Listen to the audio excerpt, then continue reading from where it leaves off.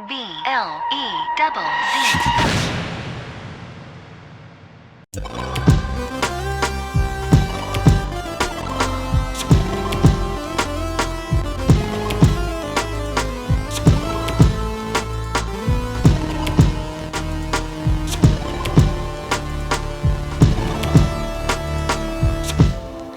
Yeah, man, what is up? Let me tell you one thing. It is certainly not down. Oh, Lord. Sonicware ELZ1. You may have seen it in the unboxing video I did the other week. I've had it now for a while. 1 week. I've had it now for a week and I've got the touchy feels for it, you know what I'm saying? I've tried it out, made some beats with it, and I feel confident enough to make a review of this. First of all, I have to stress that these keys are a prototype version, so I can't make a correct judgment on the keys. Sorry for giving you the finger right now. It's not meant for you. Dangerous! I guess you could say this video is sponsored in a way, because Dr. Endo was so kind to send me and Simon the Magpie each one copy of this beauty. But I was the one who sought after him when I found out about the product, so it's not like it's a company, corporation, Illuminati thing, you know what I'm saying? I wanted this thing. So what is the ELZ1? It is a powerful synthesizer that runs on batteries and is quite portable. It's got a bunch of synth engines in it. It doesn't have a sequencer.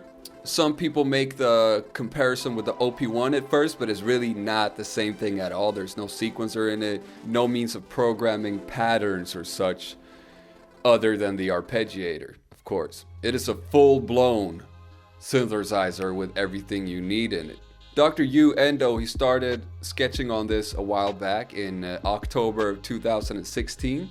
And now here we have the finished product, looking to ship very soon. First of all, the look and feel of it. It's a very sturdy machine. It's quite heavy. You don't put it in your back pocket, you know, but if you got a backpack, you can fit this and a bunch of other things in there. So that's great. The build quality is really quite impressive. I said in the other video that this is made of plastic, but I lied apparently. This is aluminum as well. Yeah.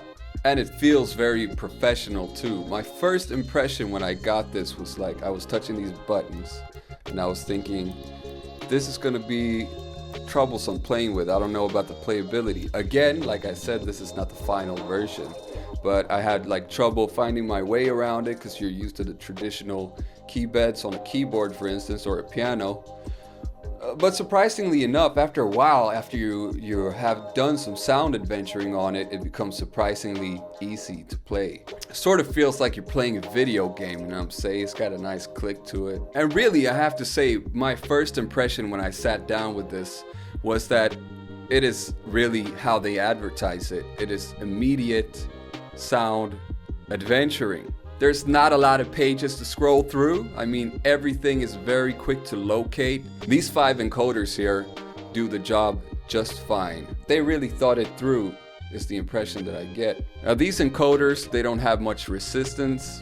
They feel a little bit on the cheaper side, to be honest, but I don't think it's a minus because it feels right when you're using it. Headphone jack. Volume pot. Line out left and right. You got an auxiliary in, and we'll show you what that's for later. And a USB connection for backing up, updating the firmware, and also MIDI connectivity. And your DC 5 volt adapter slot. Alright, we powered this little beauty on. First of all, let me explain to you the layout of this and the basics, how to navigate and stuff. So this is where we have the synth engine settings. This is where we have the ADSR envelope. This is where we have our filters. These are the effects, and this is the arpeggiator. So with this first encoder here, type, is where we choose the type. So if, say for instance now, we are on the synthesizer page, we'll choose the type. So we got the low bit oscillator, standard oscillator, custom oscillator, 8-bit wave memory synth, 8-bit wave memory synth morphing, 8-bit wave memory synth FM mode, DNA explorer, SIG grinder, FM synth, masked noise, sand flute, And yeah, that's it. So that's quite a bit of engines to toy around with. I just find myself sitting at this for hours checking it out. So let's find a preset. This is the first preset I did. So the DNA Explorer, let me explain what that is. You can record a sound. It's got 3 memory slots for samples. So I recorded a sample from one of my own beats. And then you can kind of explore the DNA of this sample. Obviously, with this preset, I've already gone further in the programming. Some modulation going here on the pitch, which you can hear. There are several pages here that you can navigate by pressing the button again. So, see for instance, the first page. We got explore, dig, harmony, and gain. And there will always be 4 options on the screen, 4 different values that you can change. And these values are, of course, changed with these 4 encoders here. So it's really straightforward. It's not more advanced than that. If we want to change the attack of it, we go to this page. We see attack there is on knob 1. Okay. The ADSR is very straightforward. It is ADSR envelope.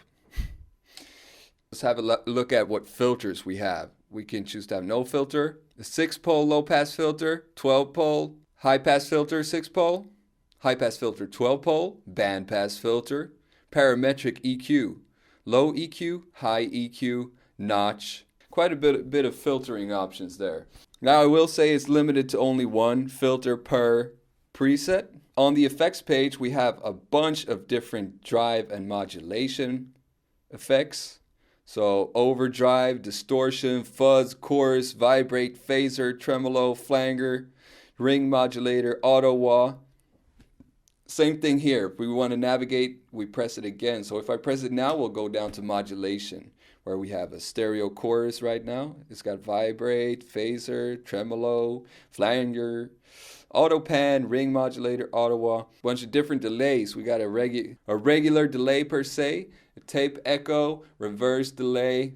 One step down, we have a reverb. 4 different types of reverb: room, hall, plate, and a custom reverb. So on every preset, you can have 1 effect on each one of these. So you'll have 4 effects on each of them.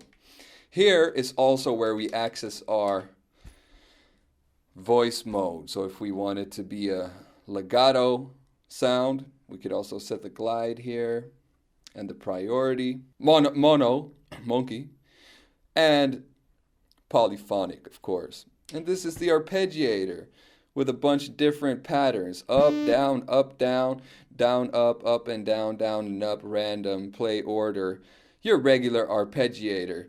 This only has 1 page on it. It's very straightforward. You can sync it to the BPM. You could set what timing it's supposed to sync to. Or maybe you don't want to sync it at all. You just turn it off. So let's have a look at a few sounds from different engines here. This is where you change patches. You could also change your own patches, of course. It comes with a bunch of patches. I think it's like 79 or 80. I'm a bit into programming like 20 of my own patches because I like to be adventurous like that. What is this? Oh, this is the gangsta sound also. This sound is what I wanted to have a modulation wheel for. But I solved that with some modulation in here instead. I put an LFO that's delayed and it modulates the pitch so you get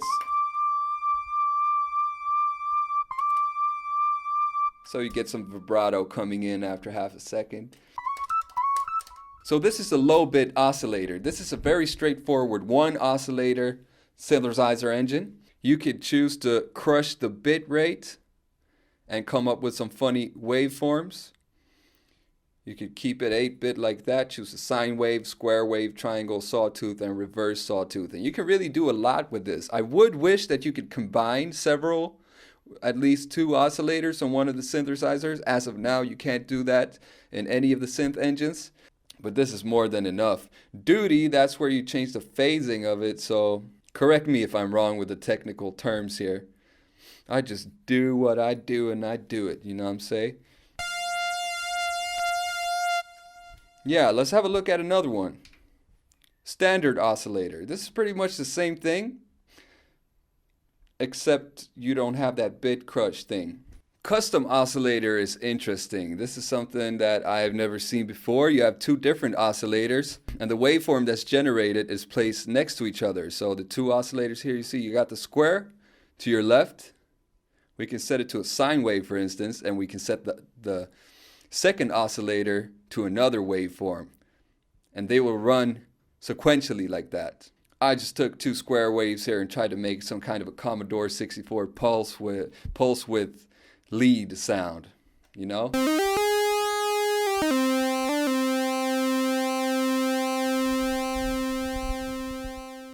Interest. The 8-bit wave memory synth is this one. You get to pick a waveform from the memory. So there are tons of waveforms, endless possibilities, switching up the sound.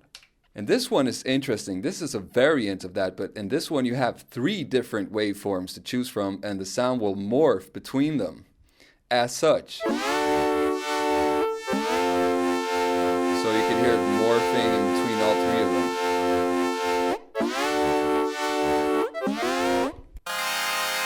It's just another sound I did with that.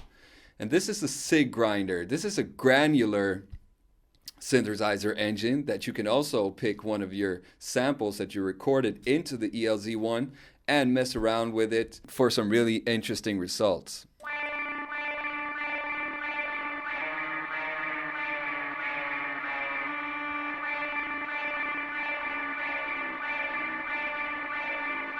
So maybe now you can begin to see the endless possibilities of this little son of a gun right here. This is our FM synth. I bet you're probably familiar with the FM synths. They're really popular, having a bit of a renaissance right now on the market with the Digitone and all the nostalgia over the DX7 and stuff like that. Also, you can hear it a lot in popular music right about around now, making a return.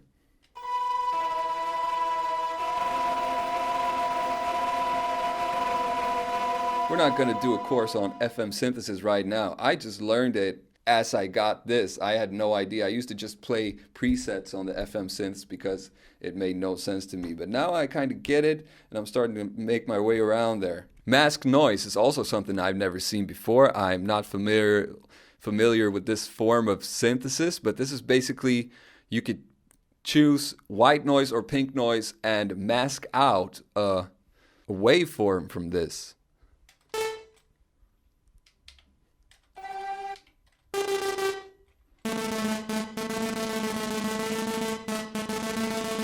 Amazing. Sand flute is another way of modulating noise, either white noise or pink noise, and coming up with some interesting results. Here I tried to mimic a choir. It doesn't really sound like a choir.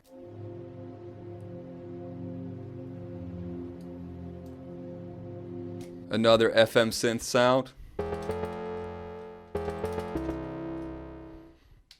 Bass-tastic trap. Here is where I designed somewhat of 808.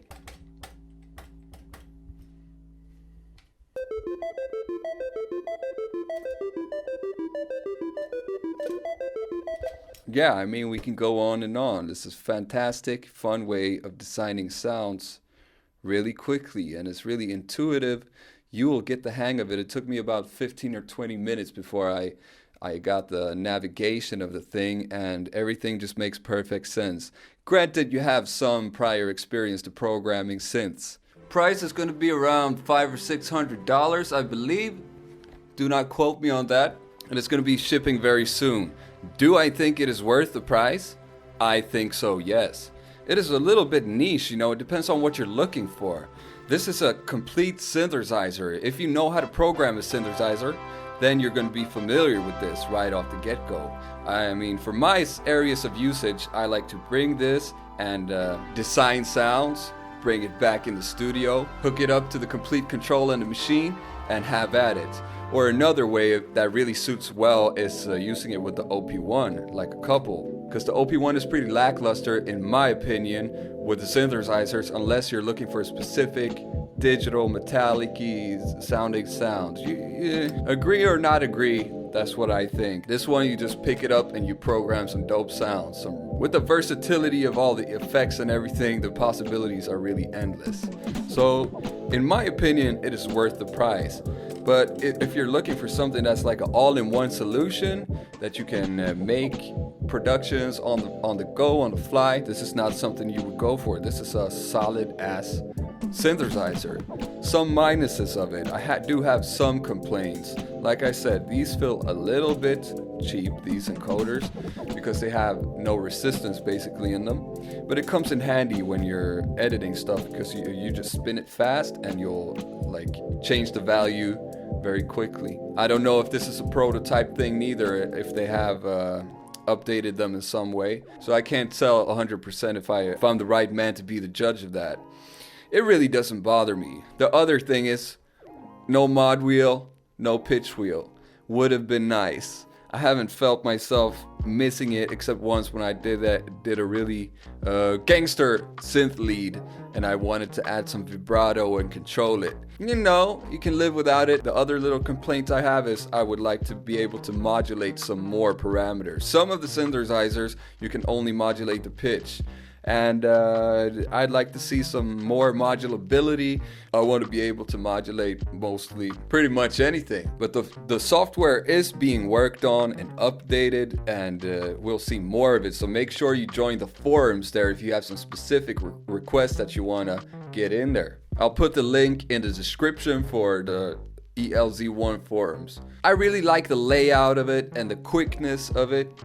One thing that bothered me a little bit is that the USB cord that comes with it is a little bit short, so you might have to lay down on the floor to use it, or just throw some batteries in there. And also it doesn't come with an adapter, but as long as you have an iPhone or Android or whatever with a USB connection, you're good to go, because you can use that and plug the USB cable into it. But should have made it a little bit longer maybe. You know, this thing is just massive fun. It's like, it takes out the playfulness in the sound design. It really does. To me, it really does. So I can really see myself using this for a long time further on. Thank you again, Dr. Yu-Endo-san. And thank you for being a great watcher. It is really amazing. We just broke the 2,000 barrier. Can I believe that? Sure as hell I can't. Feels great. So if you're new to this channel, please, you know the deal, right? Subscribe, ring the bell, make sure to follow on everywhere. And first of all, do not forget to love yourself. Consider becoming an astronaut if you really love these videos. Check out my music, holler at me if you have any questions, anything like that. Okay, bye-bye. Yep. Oops. Almost forgot it. This week's Maximum Megastar. Mattias Eriksson. Just an amazing guitarist. Let us check him out. Let us watch him jamming some riffs, shall we? Ska vi det? Okej, bye-bye. Tja. Tänkte bara passa på att jag kört podden.